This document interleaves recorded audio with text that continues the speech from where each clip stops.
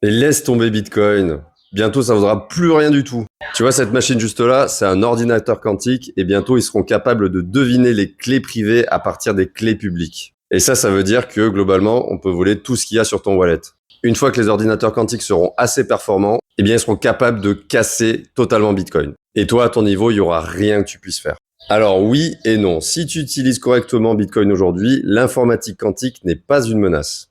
Et tu peux te protéger en attendant qu'on trouve une solution contre les ordinateurs quantiques. Mais alors, comment ça se fait que tu peux encore te protéger contre ça aujourd'hui? En fait, Bitcoin a été créé en prévoyant que les systèmes chiffrés seront craqués un jour ou l'autre. C'est d'ailleurs pour ça que ton adresse Bitcoin, qui est aussi d'ailleurs ton adresse publique, n'est pas ton adresse publique complète.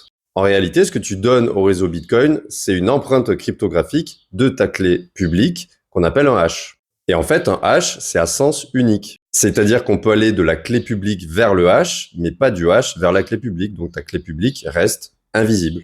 Invisible tant que tu n'as pas fait de transaction avec ton wallet.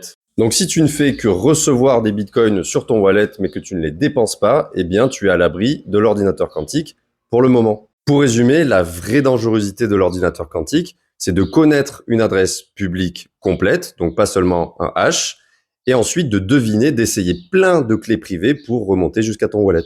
Alors attention, on n'y est pas encore. Avant que Bitcoin tombe, qui a un chiffrement qui est très fort, eh bien tu auras des comptes Google, Microsoft ou même ton compte bancaire qui sera tombé depuis un moment. Et d'ailleurs, la communauté Bitcoin planche déjà sur une solution pour rendre quantique proof Bitcoin. Donc ce n'est pas un argument valable pour ceux qui disent que Bitcoin de toute façon va finir par crever. Surtout, n'oublie pas de t'abonner et de partager cette vidéo si je t'ai appris quelque chose. Et surtout, n'hésite pas à aller regarder mes autres vidéos si tu veux comprendre et réussir dans cet écosystème.